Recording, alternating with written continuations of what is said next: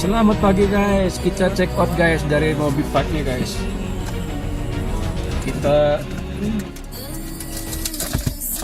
Kita check out.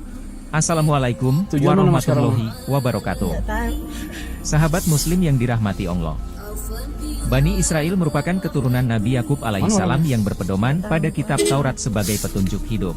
Oh, nggak ada lagi. Bani Israel sangatlah berbeda dengan gerakan Zionisme yang lahir di negara Israel. Namun demikian, Bani Israel juga dikenal sebagai kaum pembangkang dan perusak. Dikisahkan, Bani Israel pernah membuat kerusakan di Palestina hingga Allah menurunkan azab kepada mereka. Perilaku buruk Bani Israel banyak diabadikan dalam Al-Quran, salah satunya sifat mereka yang keras kepala, ingkar, dengki, sombong, suka membangkang, menolak kebenaran dan lain sebagainya. Dalam kitab Taurat, Allah memberitahu Nabi Musa bahwa Bani Israel akan membuat kerusakan di bumi Palestina sebanyak 2 kali. Allah pun menggerakkan musuh Bani Israel untuk menghancurkan mereka. Setelah menerima azab, mereka pun bertaubat kepada Allah dan dibebaskan dari hukuman. Kerajaan, kekayaan, dan kekuatan mereka dikembalikan. Akan tetapi ternyata mereka kembali kufur dan membuat kerusakan. Allah mengerahkan kembali musuh-musuh mereka untuk menghancurkannya. Ini merupakan azab dunia yang dikirimkan Allah kepada mereka. Sedangkan di akhirat nanti azab Allah akan lebih pedih. Allah Subhanahu wa Ta'ala berfirman, "Dan kami tetapkan terhadap Bani Israel dalam kitab itu, kamu pasti akan berbuat kerusakan di bumi ini 2 kali dan pasti kamu akan menyombongkan diri dengan kesombongan yang besar." Quran Surat Al-Isra ayat 4. Allah melanjutkan firman-Nya, "Maka apabila datang saat hukuman bagi kejahatan yang pertama dari kedua kejahatan itu, kami datangkan kepadamu hamba-hamba kami yang perkasa, lalu mereka merajalela di kampung-kampung. Dan itulah ketetapan yang pasti terlaksana." Quran Surat Al-Isra ayat 5. Bani Israel merupakan kaum yang banyak dibicarakan dalam Al-Quran.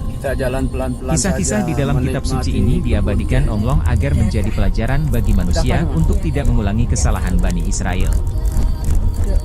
Berdasarkan tafsir Kementerian Agama, disebutkan 2 kejahatan Bani Israel yang pada akhirnya diazab Allah Subhanahu wa Ta'ala.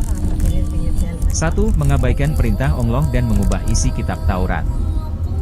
2. Membunuh Nabi Zakaria dan Nabi Yahya serta berusaha membunuh Nabi Isa alaihissalam.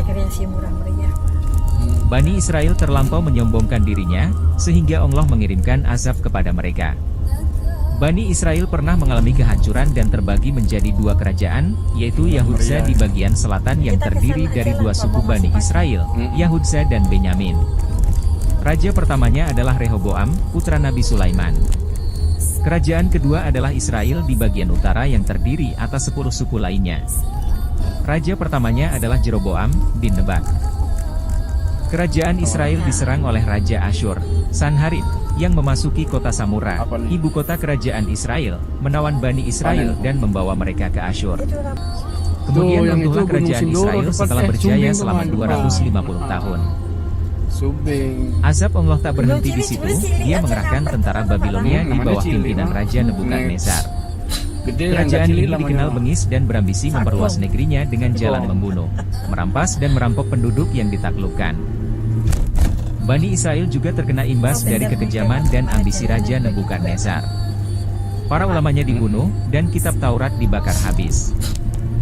Kota sucinya, Yerusalem di bumi hanguskan. Demikianlah nasib Bani Israel karena menyimpang dari perintah Allah Subhanahu wa Ta'ala. Tak hanya itu, Bani Israel juga mengalami nasib yang lebih memprihatinkan.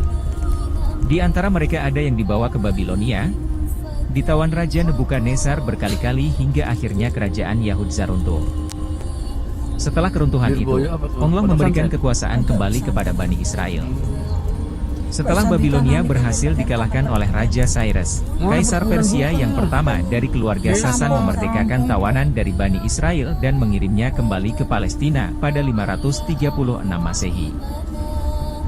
Karunia Allah kepada Bani Israel itu diberikan karena mereka telah bertaubat kepadanya. Allah memberikan kesempatan kepada mereka untuk membangun kembali negerinya dan menyelamatkan keluarga serta harta bendanya. cabe, kol, Bani Israel akhirnya kembali menjadi bangsa yang merdeka dan menguasai kembali negerinya. tanah desa. Kerajaan baru itu mereka namai Kerajaan Yahudi, yang merupakan rahmat Allah untuk mereka. Itu gunungnya masih tertutup. Allah gunung Subhanahu wa itunya. Ta'ala berfirman, Sumbing. kemudian kami berikan kepadamu giliran untuk mengalahkan mereka, kami membantumu dengan harta kekayaan dan anak-anak, dan kami jadikan kamu kelompok yang lebih besar. Quran Surat Al-Isra ayat 5. Dalam ayat tersebut dijelaskan, manusia berada dalam bimbingan wahyu Allah dan sebaiknya berjalan sesuai petunjuknya. Dengan begitu, mereka dapat merasakan nikmat dan rahmat Allah yang disebarkan di dunia.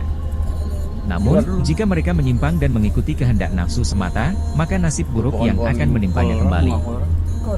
Hukuman kedua dari Allah untuk Bani Israel. Allah kemudian menjatuhkan hukuman kepada Bani Israel sebagai konsekuensi dari perbuatan jahat mereka yang diulangi. Pada saat itu, Allah membiarkan mereka dalam keadaan kacau balau saat musuh-musuh menyerang dan menaklukkan mereka. Kekalahan kedua ini benar-benar menghantam mereka dengan penderitaan yang luar biasa dan memalukan. Musuh-musuh itu memasuki Masjidil Aqsa dengan paksa, merampas harta kekayaan mereka, dan menghancurkan lambang-lambang keagamaan mereka, seperti yang telah terjadi pada penaklukan pertama.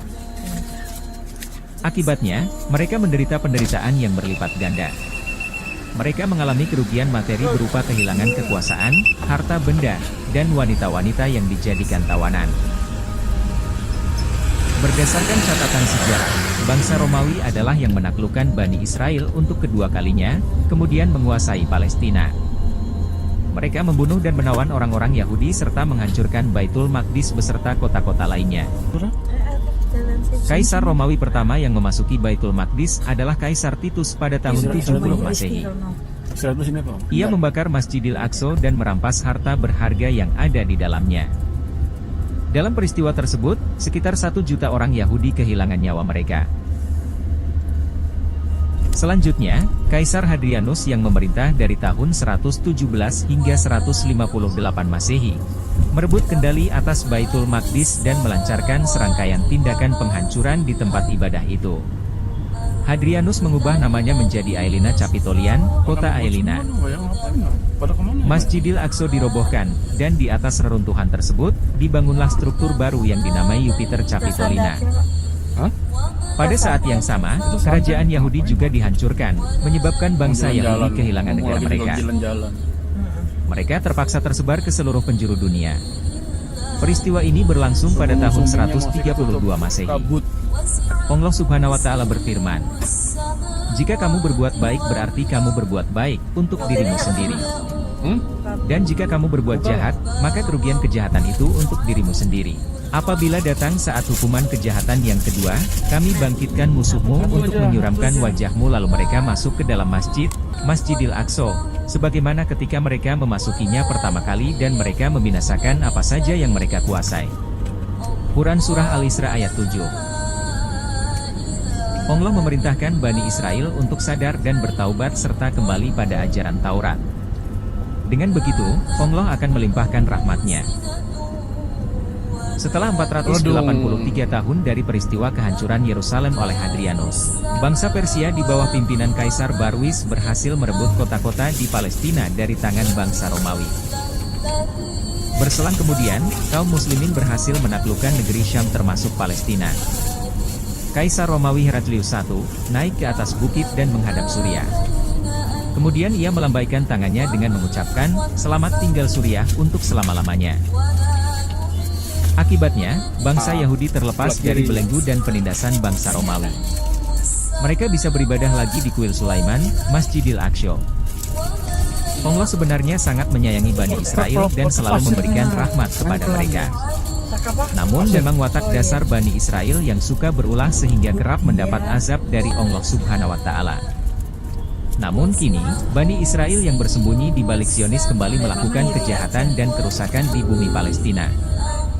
Sebagai Muslim, kita hanya bisa menunggu janji Allah mengenai nasib Yahudi di akhir zaman yang akan hancur di tangan kaum muslimin. Sahabat Muslim yang dimuliakan Allah. Itulah sedikit kisah yang diceritakan Al-Quran tentang kaum Bani Israel. Kaum yang selalu ingkar terhadap janjinya sendiri dan tidak pernah kapok atas azab yang Allah berikan. Semoga kisah ini bermanfaat. Akhirul kalam, wabillahi taufik wal hidayah, wassalamualaikum warahmatullahi wabarakatuh.